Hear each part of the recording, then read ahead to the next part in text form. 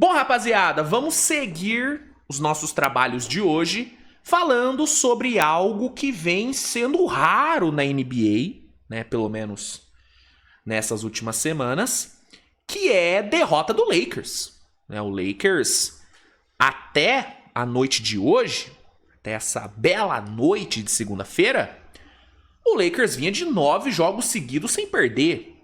9 vitórias consecutivas, alguns jogos contra adversários de altíssimo nível, né? Denver Nuggets, Houston Rockets, né? Inclusive Houston 2 vezes no Texas. Né? Lakers ganhou os 2 jogos no Texas e jogando muito bem. Né? Claro, sim. No primeiro jogo, ninguém foi bem. Né? Os 2 times foram bem mal, né? No primeiro Houston e Lakers que a gente teve. Mas o Lakers ganhou. E no segundo jogo, aí sim o Lakers foi muito bem. Fez um ótimo jogo. Ganhou bem. A vitória contra o Orlando, apesar de se tratar de um adversário que não é essa Brastemp toda, e que estava bem desfalcado, sem Franz Wagner, sem Anthony Black e tal, cara, era um time de playoff jogando em casa. Né? O Lakers jogando fora. Então é uma vitória relevante, é uma defesa física e tal. O Lakers foi lá e ganhou. Né? Então, assim, eram 9 vitórias seguidas. Cara, sim, boas 9 vitórias seguidas, com o time jogando bem, com a defesa melhorando, né, com o Luka Doncic entregando o seu melhor basquete desde 23-24, dá pra gente falar isso? Acho que dá, né? O que o Luka jogou nessa sequência de 9 vitórias seguidas foi inacreditável. Inacreditável. De longe, o melhor momento dele na temporada. Não que a temporada dele não vinha sendo incrível. A temporada dele já era incrível. Só que nessa sequência de 9 vitórias, cara, ele entregou um nível, tanto de volume de pontos como de eficiência, cara, absurdo. Absurdo, né? Tanto que foi graças a essa sequência que ele assumiu o segundo lugar na corrida para o MVP, e hoje existe sim um mundo onde o Luka pode ganhar o MVP. Talvez não seja o mundo mais possível ou o mundo mais realista, mas existe esse mundo. E essa sequência de 9 vitórias seguidas do Lakers foram fundamentais para isso, com ele sendo fundamental para essa sequência. Então, o Lakers meio que havia perdido o costume de perder. Né? Perdeu o costume. Só que hoje, por conta de um garoto que há 4 meses atrás ninguém nem sabia o nome, o Lakers voltou a sentir o gosto da derrota. Né? Jogando em Detroit, o Lakers foi derrotado pelo Pistons. Vitória do Pistons por 113-110, com o ex-desconhecido Dennis Jenkins sendo o grande nome da vitória. Né? Dennis Jenkins, que era um menino que, cara, ninguém sabia quem era antes da temporada começar. Né? Se eu falasse Dennis Jenkins antes da temporada, cara, você ia falar que eu tô inventando o jogador. Né? Porque realmente ninguém sabia quem que era esse moleque. Um moleque que acabou ganhando espaço por conta das lesões do Cade. Né? As lesões do Cade no começo da temporada fizeram, né, com que o Dennis Jenkins recebesse algumas oportunidades na rotação. E ele aproveitou bem essas oportunidades. Jogou muito bem. Conseguiu garantir um contrato, né, na raça, na unha, no merecimento. Aí ele, talvez por algum tipo de acomodação por conta do contrato que ganhou, ele acabou caindo de rendimento, saiu, né, da rotação, perdeu muitos minutos. Só que aí agora, por conta do problema do Cade Cunningham pulmonar, ele voltou a receber oportunidade, voltou ao time titular, e hoje ele entregou a sua, dá pra dizer, cara, melhor atuação da carreira. Claro que naquela primeira sequência dele, né, ali no começo da temporada, ele teve alguns jogos incríveis. Alguns jogos incríveis. Só que, dado o contexto do jogo de hoje, jogando sem o Cade, sem o Stewart, pegando um Lakers vindo de 9 vitórias seguidas, com Luka Doncic num nível absurdo, com LeBron James em quadra, com Austin Reeves em quadra. Beleza que o Lakers estava sem o Marcus Smart, que fez muita falta. Fez muita falta o Marcus Smart. Até porque é o melhor defensor do time, né? Mas, cara, Luka, Reeves e LeBron jogaram. Jogaram, né? Então, dado o contexto das ausências de Detroit e do adversário que vive seu melhor momento na temporada, jogando muito bem, com a confiança lá em cima, ele entregar 30 pontos, 8 assistências, com 4 bolas de 3 e bolas decisivas no final, inclusive a bola da vitória, que foi aquela bolaça no mid-range, e depois os lances livres que mataram o jogo, acho que dado todo o contexto do jogo de hoje e do que ele fez, dá sim pra dizer que foi a melhor atuação do Danny Jenkins na carreira. Foi o career high dele em pontos. E pra mim foi o melhor jogo dele, cara. Um jogo onde ele foi decisivo, onde ele foi o melhor jogador de Detroit. Claro que a gente tem que falar sobre a atuação do Jalen Duren, que foi gigante também. Gigante, 20 pontos, 11 rebotes, cara, se impondo no garrafão, se impondo no ataque, se impondo na defesa. Inclusive, a defesa dele pra cima do Luka ali na última bola foi absurda, tá? Foi absurda. Uma última bola onde o Luka conseguiu ficar na situação que ele mais gosta, né? Que é isolation no perímetro com o Big. O Luka ama esse tipo de jogada. Ele ama estar nesse tipo de situação. O Gobert que o diga. O Gobert sabe bem.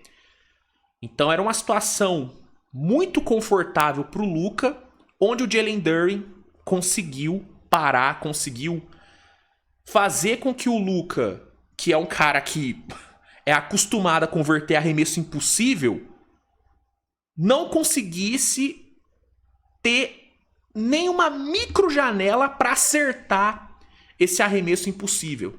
Foi uma defesa maravilhosa que o Duren executou. Esse que era um problema do Duren nos últimos anos. É uma crítica que as pessoas, e eu também fazia ao Duren, era a falta de defesa. Ele era um defensor ruim. Vamos falar a verdade aqui? Ele era um defensor ruim. O número de rebotes do Duren, na minha visão, sempre mascarou, ou pelo menos parcialmente mascarou, os problemas defensivos dele. Ele era um defensor muito ruim, especialmente nos seus primeiros anos. Nessa temporada ele melhorou muito. Ele subiu o nível, além de ter subido o nível técnico de defesa, ele subiu muito a questão de vontade. Na minha visão, e talvez seja uma visão equivocada, mas é um pensamento que eu tenho, pra mim defesa é 90% vontade, 90% engajamento e 10% técnico, 10% tático, né? O Duren, ele era tanto ruim na parte técnica da defesa, como especialmente na parte de vontade. Nessa temporada, ele elevou muito a vontade dele na defesa. Não é à toa que é a melhor temporada da carreira do Jalen Duren. É uma temporada onde ele elevou muito o seu nível dentro da liga. E essa última defesa pra cima do Luka, ela meio que realmente chancela essa subida de nível dele na defesa. Há 1 ano e meio atrás, nunca que ele ia conseguir uma defesa dessa. Nunca, né? Então, o Duren tem que ser muito elogiado pelo jogo que fez um jogo incrível, mas o Danny Jenkins foi o grande nome dessa vitória, uma vitória gigante para Detroit, uma das grandes vitórias do Pistons na temporada, por todo o contexto que eu já dei. E o menino que eu até brinquei no Twitter, tá parecendo o Jalen Brunson lá em Dallas, né? Claro, guardado as devidas proporções, pelo amor de Deus, mas o Brunson também, né? O Brunson era um reserva que ninguém olhava. Aí chegou naquele playoff que Dallas chegou na final de conferência contra o Warriors. Ele clicou, né? Assumiu ali um protagonismo ao lado do Luka. E na off-season seguinte foi pro Knicks e virou o que virou, né? Virou um dos melhores franchise players da NBA. se tornou um dos melhores jogadores da história do Knicks. Sim, ele já está nesse patamar. E tudo começou naquela clicada que ele deu, né, ali nos playoffs. O Danny Jenkins meio que...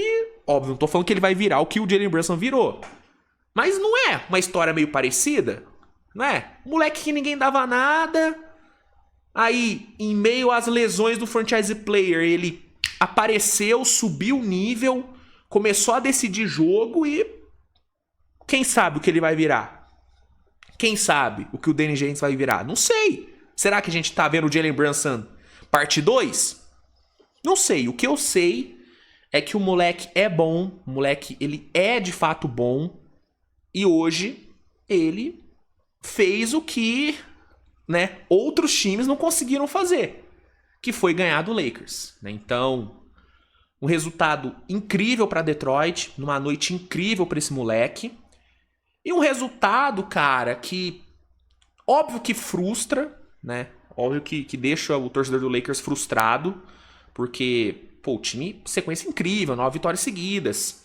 E apesar do Pistons jogar em casa e de ser o líder do leste, ser dono de uma das melhores defesas da liga, uma das defesas mais físicas da liga, juntamente de Orlando e do próprio Oklahoma, apesar de tudo isso, era um Pistons sem o Cade, sem um franchise player. Era um Pistons sem o Isaiah Stewart, que é o melhor defensor do time. Então é óbvio que o torcedor do Lakers fica frustrado porque era um jogo que dava pro Lakers ganhar. Né? Só que eu acho que, assim, nunca é bom perder, tá? Perder nunca é bom. Mas, dentre os cenários possíveis pro Lakers perder a sua sequência de vitórias, que uma hora ia acontecer, né? Uma hora o Lakers ia perder. O Lakers não ia ganhar todos os jogos até o fim da temporada. O Lakers ia perder em algum momento. E aí, dentre os cenários possíveis para essa derrota vir, cara, hoje era um cenário aceitável. Hoje dava para perder. Entendeu? Dava. Fora de casa, o time já tá numa sequência desgastante de jogos fora de casa, viagem, cansa muito, né? E aí, hoje era um cenário onde o Lakers estava sem o Smart, que é seu melhor defensor, um cenário onde o Luka sofreu, né, um problema na panturrilha no começo do jogo e jogou até o fim claramente baleado. O Luka não tava 100% nesse jogo. Não tava. O Luka que, só um adendo, não era pra jogar. O Luka, ele havia sido suspenso por conta da técnica que ele tomou no jogo contra o Orlando, que foi a sua 16ª. Só que a NBA revogou a técnica do Luka, né? Porque parece que o Bitadze foi quem falou merda pra ele primeiro, e aí ele meio que só reagiu ao que o Bitadze falou. Só que aí o Bitadze chegou falando que o Luka que falou merda pra ele primeiro, falou coisa da família, enfim. A NBA foi lá, botou panos quentes, tirou a técnica do Luka e o Luka jogou, né? E aí não sei se foi karma ou alguma coisa, o Luka teve problema na panturrilha. Não sei, será que foi karma? Não sei, mas ele sentiu algo na panturrilha, jogou do segundo quarto em diante com a proteção, então ele não estava 100%, o que não diminui em nada o mérito do Pistons. Tá? Não diminui em nada, mas é um ponto que tem que ser considerado. Assim como a lesão que o LeBron sofreu no dedo, também tem que ser considerado, né? Então, assim, no cenário onde os seus 2 melhores jogadores estavam baleados, no cenário onde o Austin Reeves só jogou o terceiro quarto e não fez mais nada o jogo inteiro. Cara, você perder num jogo onde você chegou a perder por 16 e conseguiu voltar pro jogo no segundo tempo, conseguiu levar o jogo pro clutch aberto, cara, não dá pra dizer que é um cenário inaceitável. Não, dava pra perder hoje, não era loucura perder hoje, e dos cenários possíveis, cara, acho que perder pra Detroit nesse contexto todo passa longe de ser uma derrota. Ai, não dava pra perder. Não, dava, né? Agora, uma coisa tem que ser pontuada. Apesar do Lakers ter vencido Orlando, Cara, o Lakers teve muita dificuldade para lidar com a defesa de Orlando, não teve? Uma defesa mais física. Vamos lembrar antes dessa sequência de 9 vitórias seguidas, a dificuldade que o Lakers teve para ganhar de Oklahoma. Eu sei que a torcida do Lakers vai reclamar muito da arbitragem daquele jogo e talvez até reclame da arbitragem de hoje, mas arbitragem à parte, o Lakers vem tendo uma certa dificuldade em lidar com defesas mais físicas.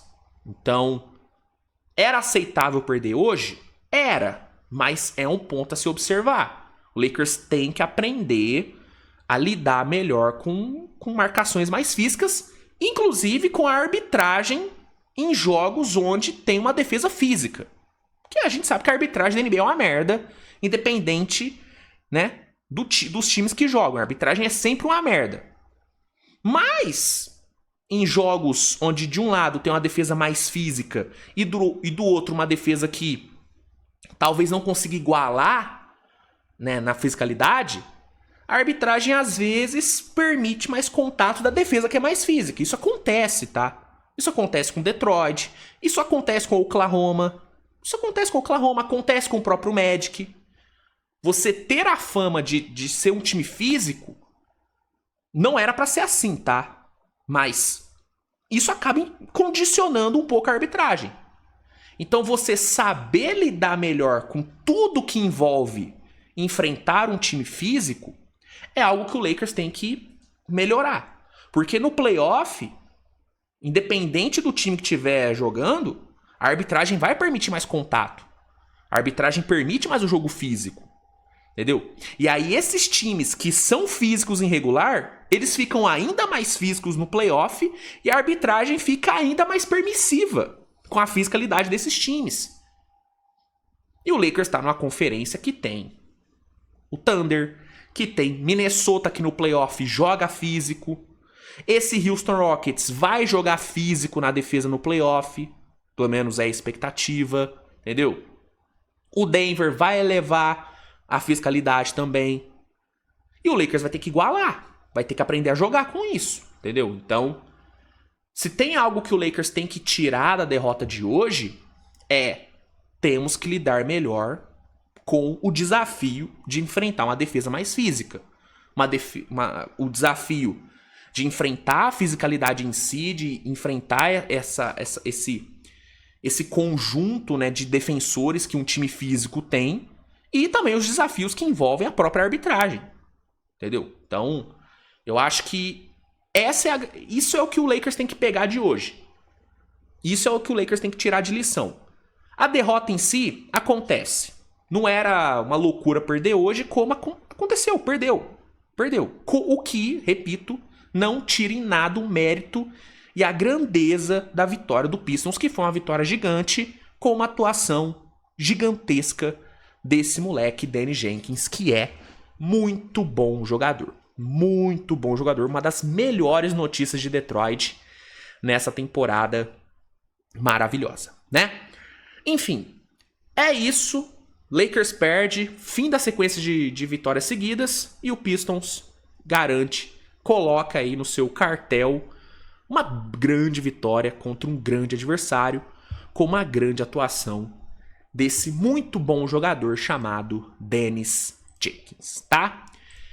Gente, sobre o jogo é isso, tá? Sobre o jogo é isso. Muito obrigado pela sua audiência nessa noite de segunda-feira, nessa madrugada, obrigado. Obrigado a todos aí, a gente se vê mais tarde com mais conteúdo.